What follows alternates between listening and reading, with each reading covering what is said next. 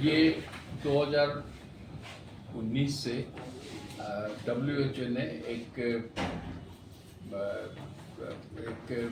Meeting पूरे world में convey किया है। उसका है वर्ल्ड पेशेंट सेफ्टी डे। ये हर साल 17 सितंबर को मनाते हैं पूरे वर्ल्ड में। इसकी आवश्यकता इस बार का, हर साल का अलग थीम होता है। इस बार का थीम है improving diagnosis for patient safety. Tag word है get it right, make it safe. दुनिया में सभी जगह में, विकसित समाज में, हमारे डेवलपिंग कंट्री में भी देखा गया है कि ऑलमोस्ट 1 in 10 पेशेंट्स में कहीं न कहीं कुछ डायग्नोसिस का एरर होता है। उसके कारण इलाज में प्रॉब्लम, पेशेंट को हार्म होता है। और जितना भी जो इस तरह के इंसिडेंसेस जो है उसका एनालिसिस हुआ है, उसमें 50% है जो शुरू में ही पेशेंट से जब हम बातचीत कर रहे हैं उस समय उसको पिकअप करके उसको अवॉइड किया जा सकता है। जो क्लिनिकल और डायग्नोस्टिक प्रॉब्लम है, जो जांच में कहीं कहीं एरर हो जाता है, गलत हो जाता है, वो भी करीब डेवलपिंग वर्ल्ड में तो 4 in 10 है। और उसमें सही ढंग से और सही एक SOP बना दिया जाए तो 80% अवॉइडेबल है। तो इसी कारण से ये पेशेंट सेफ्टी अवेयरनेस है, awareness among the doctors, patients, policy maker, hospital management. और इस तरह से हर साल एक अलग लेके चलते हैं थीम। तो इस बार हम लोग कर रहे हैं, कल सेशन है और एक सेशन 18 को, परसों भी है। चूँकि मैं CII बिहार का भी चेयरमैन हूँ, फिर association of health care providers of India AHPI है, उसका बिहार का प्रेसिडेंट हूँ। काहो है कॉन्फेडरेशन ऑफ एक्रीडिटेड हॉस्पिटल ऑर्गेनाइजेशन, उसका भी हम हेड हैं बिहार के। तो हमें ये लगा कि साथ साथ क्यों नहीं medical industry, medical related industry, उसका भी हम साथ में लेके करें। इसलिए हम लोग मेडिकल एक्सपो भी कर रहे हैं, जिसमें दवा की कंपनी और हॉस्पिटल फर्नीचर बनाने वाले, ग्लव्स बनाने वाले, सिरिंज बनाने वाले, डायग्नोस्टिक टूल्स जो अल्ट्रासाउंड है और सब मशीन जितना भी डायग्नोस्टिक है, उन लोगों का भी एग्जीबिशन होगा। तो लोगों को पता चलेगा कि क्या क्या अवेलेबल है, अभी लेटेस्ट क्या चल रहा है। तो इसलिए इस कॉन्फ्रेंस के साथ साथ में मेडिकल एक्सपो हम लोग कर रहे हैं, जो 2 दिन का रहेगा। इसमें पार्टिसिपेट करने के लिए हमारे साथ में श्री विजय कुमार सिन्हा जी, जो डिप्टी चीफ मिनिस्टर हैं, वो आ रहे हैं। श्री मंगल पांडे जी आ रहे हैं, वो लोग कल इनॉग्रेशन में रहेंगे। WHO के बिहार के हेड हैं आशीष सतपति जी, वो आ रहे हैं। डॉक्टर विजय अग्रवाल हैं, जो काहो के जनरल सेक्रेटरी हैं, प्रेसिडेंट हैं काहो के। और काहो AHPI looks after the interest of the private hospitals in the country, और उसमें कैसे सुधार हो फंक्शन में, एडमिनिस्ट्रेशन में, उसका काम करता है। काहो is a purely scientific things, जो हॉस्पिटल इन्फेक्शन कैसे कम हो, लेबोरेटरी का स्टैंडर्ड कैसे बढ़े। तो इस तरह का काम में काहो रहता है। दोनों का 2 ऑर्गेनाइजेशन है। और CII आप लोग जानते हैं कि इंडस्ट्री रिलेटेड है। तो बिहार सरकार का भी हाल में फार्मास्यूटिकल इंडस्ट्री के लिए नया पॉलिसी आया है, और हम चाहते हैं कि जो मेडिकल इक्विपमेंट्स बनाने वाले हैं वो लोग अगर बिहार में आए, यहाँ पर अपना प्लांट लगाएं, तो बिहार कैन बिकम सेंटर, जहाँ से नेपाल और नॉर्थ ईस्ट और ईस्टर्न पार्ट में यहाँ से हम लोग सप्लाई कर सकते हैं। तो इस ध्येय से हम लोग मेडिकल एग्जीबिशन भी लगा रहे हैं, और उन लोगों को, मेडिकल इंडस्ट्री के लोगों को भी बुला रहे हैं। साथ साथ जो हमारे साथ में आ रहे हैं, एक डॉक्टर एलेक्जेंडर थॉमस, जो इमीडिएट पास्ट प्रेसिडेंट हैं AHPI के।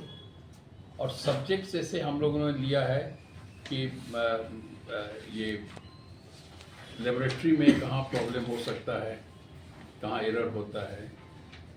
फिर एक जो रेडियोलॉजी है उसमें प्रॉब्लम कहीं हो सकता है, गलत डायग्नोसिस हो सकता है, गलत तरह से प्रिपरेशन पेशेंट की है। अब कैंसर का इलाज होता है, उसमें न्यूक्लियर मेडिसिन का भी बहुत सा मेथड है, या कीमोथेरेपी में प्रॉब्लम हो सकता है। तो ये सब चीज़ पर हम लोग डिस्कस करेंगे, जिससे कि पता चले कि हमें डॉक्टरों को अवेयर करना है कि कहाँ प्रॉब्लम हो सकता है, ह्यूमन एरर कैसे हो सकता है।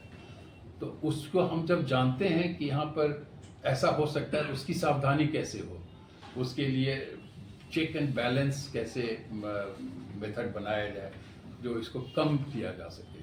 तो इसी सब पे हम लोग बात करेंगे। और दूसरा बात, जो दूसरे दिन का मीटिंग है उसमें कि उसका जो कैमरा है वो 3D real time very sophisticated camera जो स्पेस ये में यूज़ करते हैं उस तरह का कैमरा है। और एक स्क्रीन पर हम देखेंगे, लाइक हम पेट के अंदर में इतना मतलब रियल टाइम होता है, उसके लिए अलग ग्लास पहन करके हम लोग स्क्रीन देखते हैं, 3D दिखाई पड़ता है। उसके कारण क्या होता है कि छोटा छोटा नाली खून की है उसको भी संभल के काटते हैं, जिससे ब्लीडिंग कम होता है। आप लैप्रोस्कोपी में उतना ज़्यादा दिखाई नहीं पड़ता है। फिर सर्जरी करने में चाहे हाथ से कर रहे हैं या लैप्रोस्कोपी कर रहे हैं, कुछ मिनटों के बाद में, घंटा के बाद में बिना जाने हुए इनवॉलेंटरी हाथ से करने लगता है। तो उसमें भी सर्जरी करने में कहीं मिस्टेक होता है, या सूचर कर रहे हैं तो उतना एक्यूरेट नहीं होता है। तो हम जब रोबोट से कमांड देते हैं, वो जैसे आप चिल्ड्रन का वीडियो गेम होता है उससे से एक जॉयस्टिक है जिससे रोबोटिक आर्म सब जहाँ काटना है, जहाँ सिलाई करना है, जहाँ ब्लीडिंग रोकना है, वो सब आप दूर से कर सकते हैं। पेशेंट टेबल पे है, डॉक्टर दूर से उसको कंट्रोल करते हैं। ये एक चीज़ हम जो जानना चाहते हैं कि लोग जाने कि ये नहीं कि रोबोट ऑपरेशन नहीं करता है, सर्जन ऑपरेट करता है with the help of robotic, with the robots. उसका एक्यूरेसी बहुत फाइन है, पेशेंट बहुत जल्दी घर जा सकता है, पेन बहुत कम होता है, अपना काम अपना रोजगार बहुत जल्दी शुरू कर सकते हैं। इसलिए रोबोटिक का उसमें बहुत बड़ा स्कोप है। और तीसरा सबसे बड़ा मुद्दा जो है ऑर्गन डोनेशन का। तो एक समय था, और आज से 10 साल पहले भी, कि लोग ब्लड देने में भी कतराते थे और ब्लड डोनेट करता था लोग। और ख़ास करके जो ड्रग एडिक्ट है जो है वो ब्लड डोनेट कर रहा है, प्राइवेट ब्लड में उसका ले रहे हैं, उसी को ब्लड दे रहे हैं। तो बहुत तरह का प्रॉब्लम पेशेंट्स को होता था। थैंक गॉड अब सरकार के नियम और डॉक्टरों में भी, अस्पताल में भी हो गया कि नहीं, जो रजिस्टर्ड ब्लड बैंक है वहाँ से ही ब्लड लेंगे, जो उसका सब तरह का सावधानी के साथ में ब्लड कलेक्ट करते हैं। फिर हम लोग अपने अस्पताल में और बहुत अस्पताल करते हैं, कोई भी मेजर सर्जरी है तो उसके रिलेटिव को 1 यूनिट 2 यूनिट ब्लड हम लोग डोनेट कराते हैं। उस मरीज़ को अगर ज़रूरत हो तो बहुत अच्छा है, नहीं हुआ तो 6 महीना तक उसको एक कार्ड दिया जाता है कि अगर 6 महीने मांगे तो आपको ब्लड का किसी भी ग्रुप का होगा आपको फ्री ऑफ कॉस्ट दिया जाएगा। और अब ऑर्गन ट्रांसप्लांट की जो बारी आई है तो अभी भी कतराते हैं लोग, और हम लोग इसमें कल बात करेंगे, 18 को बात करेंगे कि कितना ज़रूरत है इंडिया में, कितना ज़रूरत है बिहार में किडनी ट्रांसप्लांट करके लोगों को जान बचाने का। हम लोग लीवर ट्रांसप्लांट के लिए अप्लाई कर चुके हैं सरकार में। कितने लोगों का लीवर फेल्योर है जिसको हम लोग ट्रांसप्लांट करके बचा सकते हैं, उसको नॉर्मल ज़िंदगी, प्रोडक्टिव लाइफ अपने फैमिली के लिए, देश के लिए कर सकता है। ये अवेयरनेस लोगों के अंदर में चलाना है। पूरी दुनिया में जब से कैडेवरिक ऑर्गन डोनेशन होने लगा, मीन्स कि अनफॉर्चुनेट जो एक्सीडेंट हुआ किसी कारण से, पेशेंट का डेथ हो गया, ब्रेन डेथ हुआ, लेकिन उसका हार्ट ठीक काम कर रहा है, किडनी ठीक काम कर रहा है, सांस जो है वो वेंटिलेटर पर है तो नॉर्मल ऑक्सीजनेशन बॉडी में हो रहा है, उसके 6 ऑर्गन को, 2 किडनी, हार्ट, लंग, लीवर, अब तो इंटेस्टीन, हर चीज़ का ट्रांसप्लांट हो रहा है। तो जो भी दुर्भाग्यपूर्ण हुआ कि फैमिली मेम्बर का डेथ हुआ, लेकिन वो 6 लोगों का जान बचा सकता है। ये हम धार्मिक वे में लेना चाहते हैं इससे बड़ा धर्म कुछ नहीं हो सकता है दान देने का। किसी का जिंदगी आप दान दे रहे हैं, जान दान दे रहे हैं, इससे बड़ा कुछ भी नहीं हो सकता है। इसका एग्जाम्पल है, पटने के एक डॉक्टर थे, उनको लीवर फेलियर हुआ, इंग्लैंड गए, हम उस समय लंदन में ही थे, रॉयल फ्री हॉस्पिटल में उनका लीवर ट्रांसप्लांट हुआ। गए थे तो बेहोश गए थे, उनको 2-4 दिन ट्रीटमेंट करके उनको किसी तरह से उनका बिलिरुबिन कम हुआ। और एक वेस्टर्न सुपर मेयर जगह है इंग्लैंड में, वेस्टर्न इंग्लैंड में, वहाँ 24 साल के आदमी का स्विमिंग करते हुए ड्राउन कर गया। वहाँ पे जो लाइफ सपोर्ट वाले रहते हैं वो उसको उठा के लाए, रिसिस्टेट किए, हॉस्पिटल पहुँचा दिए, तो उसका ब्रेन डेथ हो गया, लेकिन बाकी ऑर्गन ठीक काम कर रहा था। तो वहाँ का नियम था कि पहला इंग्लैंड का कोई होगा आदमी उसको मिलेगा, उससे नहीं होगा तो मैच नहीं किया तो यूरोपियन मिलेगा, वहाँ नहीं मैच करेगा तब नॉन यूरोपियन को। ये डॉक्टर साहब बहुत लकी थे, उनको चौथे दिन लीवर मिल गया, लीवर ट्रांसप्लांट हुआ और वो नॉर्मल ज़िंदगी 12 साल तक बिताए, अपने बच्चों की शादी वादी किए। तो इस तरह से लोगों को जान बचाया जा सकता है। इसमें हमारे प्रोफेशन का, हमारे पॉलिसी मेकर का, मीडिया का, एनजीओ का, और सबसे बड़ा रोल है रिलीजियस लीडर्स का। क्योंकि हम काम किए हैं बेलफास्ट में, वहाँ पे दुनिया में सबसे ज़्यादा पर लाख डोनेशन होता है, इसलिए वहाँ का चर्च इसमें बहुत एक्टिव था। चर्च अपने सर्वेंट बोलता था कि इससे बड़ा धर्म नहीं है। तो हम लोगों को भी एक इस तरह का अवेयरनेस कैंपेन आप लोग सबके साथ मिलकर करना है कि आप जो भी दुर्भाग्यपूर्ण हुआ लेकिन दूसरे को बचा सकते हैं, और आपके परिजन 6 लोगों में जिंदा रहे, उनका ऑर्गन उसमें काम कर रहा है। ये बहुत बड़ी बात है जिसको हम लोग प्रचार करें। इस पर हम लोग भी बातचीत करेंगे। हमारे प्रदेश में पद्मश्री विमल जैन जी बहुत इस पर काम कर रहे हैं, सुशील मोदी जी इसमें बहुत एक्टिव थे, बहुत काम कर रहे थे। हम लोग मिलके इसमें बातचीत कर रहे थे, हम आगे भी इस बात को करेंगे।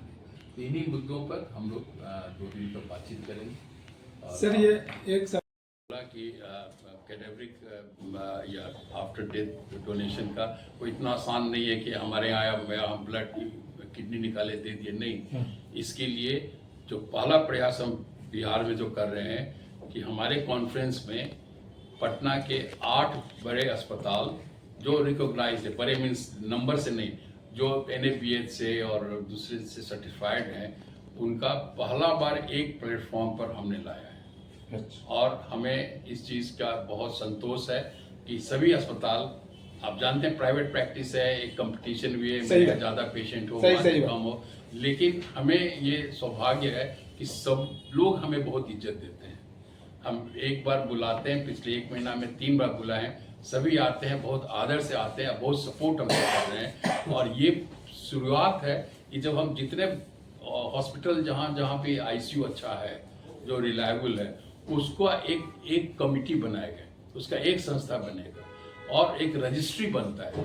और वो पूरे दुनिया में इसी तरह से होता है, इंडिया में भी साउथ में हो रहा है। एक रजिस्ट्री बनेगा कि कौन कौन सा हॉस्पिटल है जो रिकॉग्नाइज्ड है किडनी निकालने के लिए, कौन सा अस्पताल है जहाँ किडनी ट्रांसप्लांट का रिकॉग्निशन है।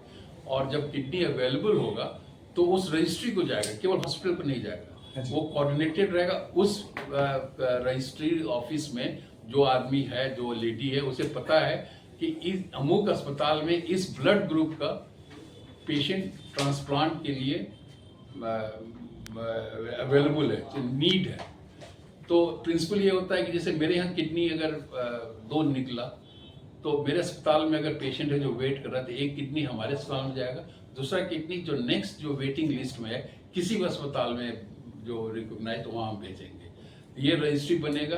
फिर ऑल इंडिया रजिस्ट्री से इसको हम लोग जोड़ सकते हैं कि अगर बिहार में किसी कोई पेशेंट नहीं है जो इस तरह का मैच कर रहा है, तो इंडिया में कहीं भी जो मैच करते हुए पेशेंट हो उसको हम लोग बाई फ्लाइट और जब भी होगा हम लोग वहाँ भेज सकते हैं। तो ये बहुत बड़ा चीज़ है जो आपने बोला कि हमको एक बनाना होगा, कमेटी, रजिस्ट्री बनाना होगा, तभी पॉसिबल है। इंडिविजुअल एक हॉस्पिटल नहीं कर सकता है।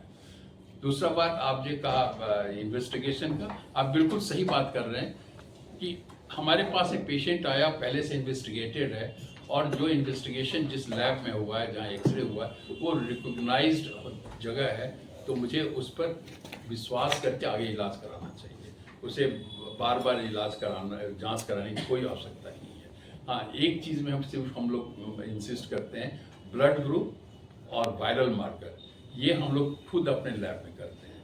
क्योंकि किसी भी कारण से उस दिन किसी कारण से हो गया, तो ये बहुत सीरियस चीज़ है कि मिसमैच नहीं हो जाए, तो उसमें हम लोग अपने करते हैं। बाकी ब्लड टेस्ट का जितना भी है, एक्सरे है, रिपोर्टिंग है, हम लोग रिलायबल सेंटर्स अगर है तो हम लोग उसको मानते हैं, उसके अनुसार से इलाज करते हैं। एक छोटा सा जानकारी ये चाह रहे थे कि यदि कोई आदमी